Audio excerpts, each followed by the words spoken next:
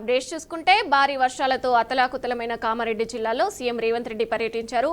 వందల వల్ల కలిగిన నష్టాన్ని పరిశీలించారు. వరద ఉధృతికి దెబ్బతిన్న లింగంపేట మండలం కుర్దు గ్రామంలో పాలమూరు వాగుపై ఉన్న ఆర్ఎండిబి వంతెనను సీఎం చెక్ చేశారు. అదే మండలంలోని మురిగిద్ద గ్రామంలో నష్టపోయిన పలువురు రైతుల పొలాలను పరిశీలించి వారితో మాట్లాడారు. కలెక్టర్ కార్యాలయంలో వరద నష్టంపై ఏర్పాటు చేసిన ఫోటో ఎగ్జిబిషన్ను సందర్శించారు. అనంతరం జిల్లాలో జరిగిన నష్టంపై వివిధ శాఖల అధికారులతో సమీక్ష నిర్వహించారు. ఈ సమావేశంలో అధికారులకు సీఎం రేవంత్ రెడ్డి పలు కీలక సూచనలు చేశారు. భారీ వర్షాలు, వరదల వల్ల నష్టం జరిగిన చోట శాశ్వత పరిష్కారం చూపేందుకు అవసరమైన ప్రణాళికలను సిద్ధం చేయాలని ఆదేశించారు.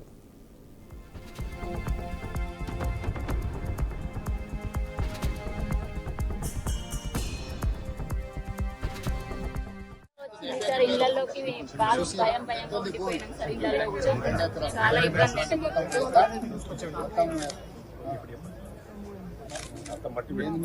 పిల్లలు ఎంతమంది ఏం చదువు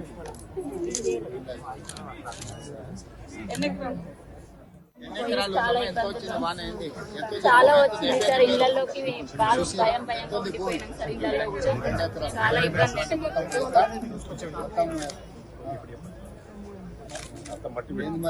పిల్లలు ఎంతమంది ఏం చదువు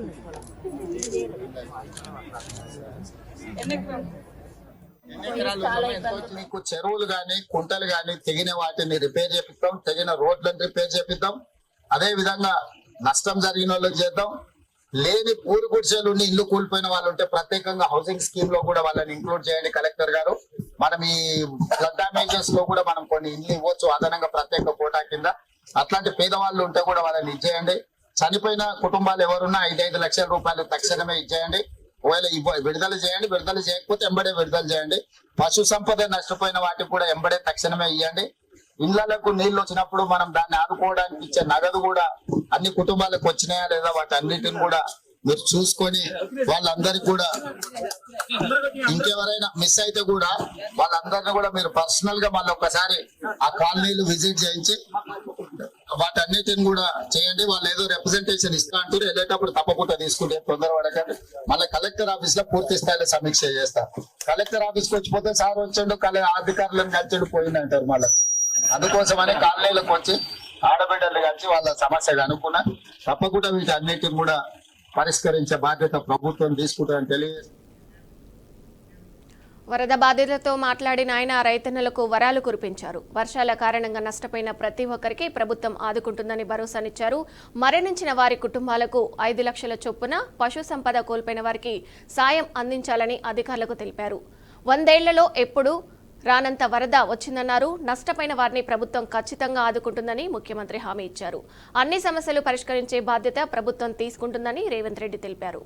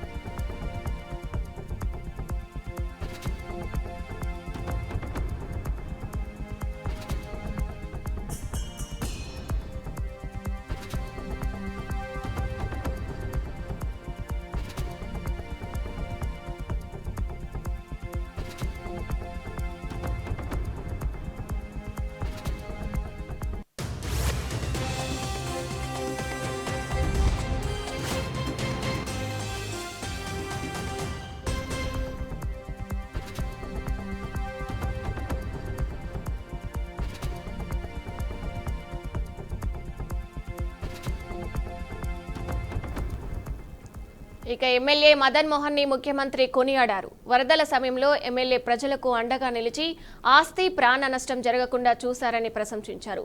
కష్టం వచ్చినప్పుడు అండగా నిలబడే వ్యక్తే నిజమైన నాయకుడని కామెంట్ చేశారు.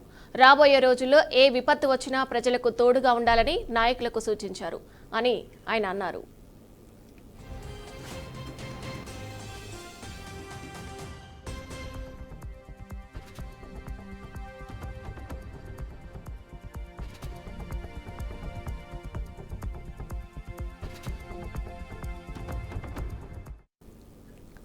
అలాగే వరదల వల్ల పంట పొలాల్లో ఇసుక మేటలకు తొలగించేందుకు ప్రత్యేకంగా నిధులను మంజూరు చేస్తామని చెప్పారు. రోడ్లు, పంటలు దెబ్బతిన్న ప్రాంతాలను పరిశీలించారు.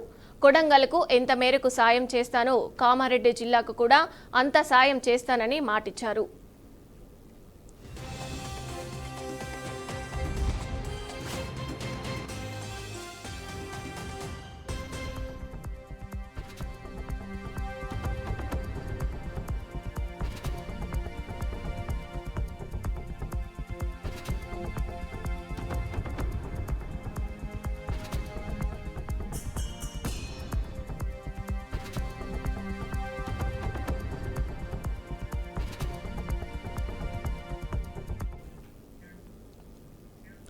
దేశ రాజధాని ఢిల్లీకి వరద ముప్పు క్రమంగా పెరుగుతుంది.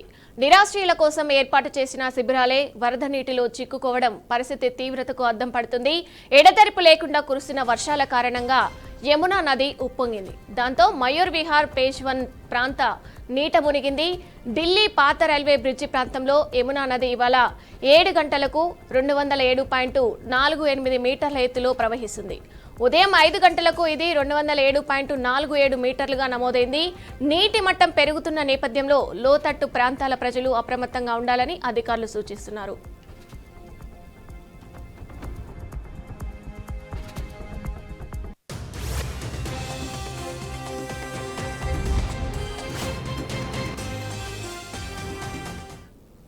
ఎడతెరిపి లేకుండా కురుస్తున్న వర్షాల కారణంగా అలీపూర్ ప్రాంతంలో రోడ్డుపైన లోతట్టు గోయ ఏర్పడింది. సివిల్ లైన్స్ ప్రాంతంలో కార్లు నీట మునిగాయి. బేలా రోడ్డులోని భవనాల్లోకి వరద నీరు చేరింది. కాశ్మీర్ గేటు పరిసరాల్లోనూ వర్షపు నీరు నిలిచిపోయింది. ఆ చుట్టుపక్కల ప్రాంతాల్లో యమునా నది పొంగి పొర్లుతుంది. ఢిల్లీ, ఎన్సీఆర్ ప్రాంతాల్లో బుధవారం మధ్యాహ్నం నుంచి భారీ వర్షాలు కురుస్తున్నాయి. పలు చోట్ల నీటి నిలవడంతో ట్రాఫిక్ జామ్ ఏర్పడింది. యమునాలోని నీటి మట్టం పెరగడం రాజధాని వ్యాప్తంగా ప్రభావం చూపుతుంది. ముఖ్యంగా తీర ప్రాంతాల్లో ప్రజలు ఇబ్బందులు పడుతున్నారు. వీధులు, ఇళ్లు, శిబిరాలు అనే తేడా లేకుండా వరద నీరు ముంచెత్తింది.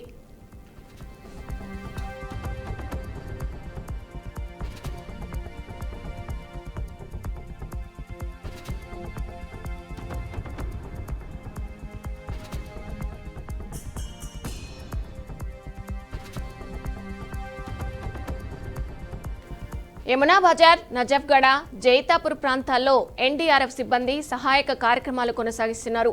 ఇప్పటి వరకు 5గురిని రక్షించామని, 626 మందిని సురక్షిత ప్రాంతాలకు తరలించామని ఎన్డీఆర్ఎఫ్ వెల్లడించింది. తాము 11 గంటల పాటు సుదీర్ఘ రెస్క్యూ ఆపరేషన్ చేపట్టామని, బోటు క్లబ్ బృందం సాయంతో 3 వ్యక్తులు, 6 శునకాలు, 1 దూడను రక్షించినట్లు నార్త్ ఈస్ట్ జిల్లా విపత్తు నిర్వహణ అథారిటీ తెలిపింది. కృష్ణ మేనన్ మార్గు, షిరోజ్ షా కోట్ల రోడ్లు, అర్బన్ ఘట్ వంటి ప్రధాన ప్రాంతాలు కూడా నీటి మునిగిపోవడంతో ట్రాఫిక్ స్తంభించింది. ఇవాళ కూడా ఉరుములతో కూడిన వర్షం కురిసే అవకాశం ఉందని భారత వాతావరణ శాఖ హెచ్చరిక జారీ చేసింది.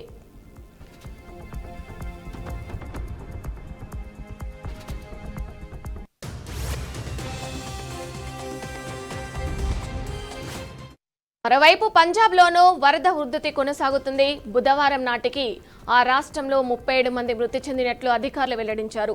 23 జిల్లాల్లో 1.75 లక్షల హెక్టార్ల పంటలు దెబ్బతిన్నాయని, సహాయక కార్యక్రమాల కోసం ఆప్ ప్రభుత్వం 71 కోట్ల రూపాయలు కేటాయించిందని పంజాబ్ సీఎం భగవత్ మాన్ తెలిపారు.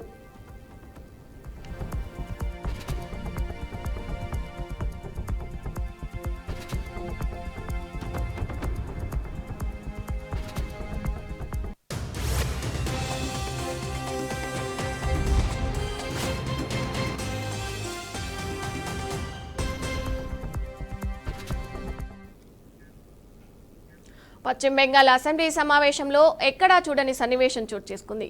అసెంబ్లీ సభ్యులు ఒకరితో ఒకరు చిన్నపిల్లల్లా పోట్లాడారు. ఈ ఘర్షణ వీడియోను రాష్ట్ర బీజేపీ సోషల్ మీడియాలో పోస్ట్ చేసింది. బెంగాల్లో ప్రజాస్వామ్యం చచ్చిపోయిందని తెలిపింది. అసెంబ్లీలో ప్రతిపక్ష బీజేపీ, అధికార టీఎంసీ ఎమ్మెల్యేల మధ్య బహుబహి జరిగింది. ఘర్షణ తీవ్ర రూపం దాల్చడంతో మార్షల్స్ ప్రవేశించి గొడవను ఆపారు. సభలో జరిగిన గందరగోళం తర్వాత బీజేపీ ఎమ్మెల్యే శంకర్ ఘోష్ను సస్పెండ్ చేశారు.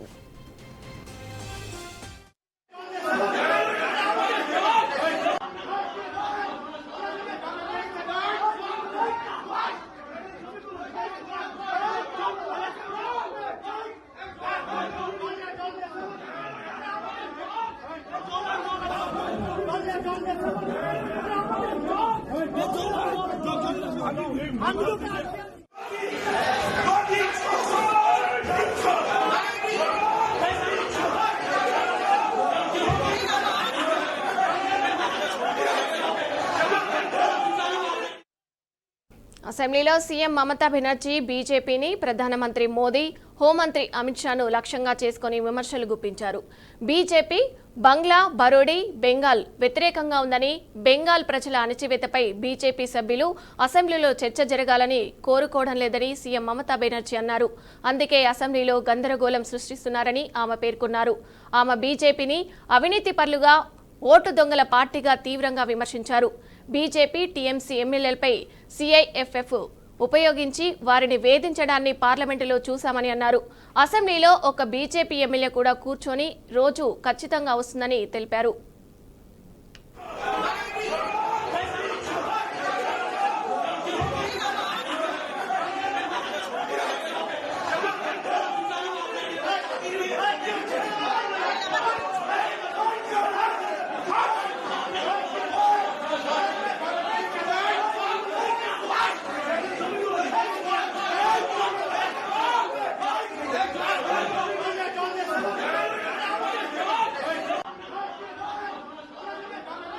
కేంద్రంలో మోదీ, అమిత్ షా నేతృత్వంలోని బీజేపీ ప్రభుత్వం త్వరలో కూలిపోతుందని, కొన్ని రోజుల తర్వాత ప్రజలు బీజేపీని అధికారంలోంచి తరిమి కొడతారని చెప్పారు. అసెంబ్లీ ఘర్షణ వీడియోను బీజేపీ నాయకుడు సువేంద్రి అధికారి తన సోషల్ మీడియాలో షేర్ చేశారు. పశ్చిమ బెంగాల్ ముఖ్యమంత్రి మమతా బెనర్జీ, ఆమె నాయకులు అసెంబ్లీలో ప్రజాస్వామ్యాన్ని హత్య చేశారని చెప్పారు. పశ్చిమ బెంగాల్ బీజేపీ కూడా ఈ వీడియోను తమ సోషల్ మీడియా ఖాతాలో పోస్ట్ చేసి బెంగాల్లో ప్రజాస్వామ్యం చచ్చిపోయిందని పేర్కొంది. సిపిఎం చేసిన తప్పునే నేడు టీఎంసీ చేస్తుందని, టీఎంసీ పని అయిపోయిందని సీఎం మమతా బెనర్జీ అన్నారు. టీఎంసీ సభ్యులు పోరాడాలనుకుంటే భద్రత లేకుండా వీధుల్లోకి రావాలని మమతా బెనర్జీ సవాల్ విసిరారని సమాచారం.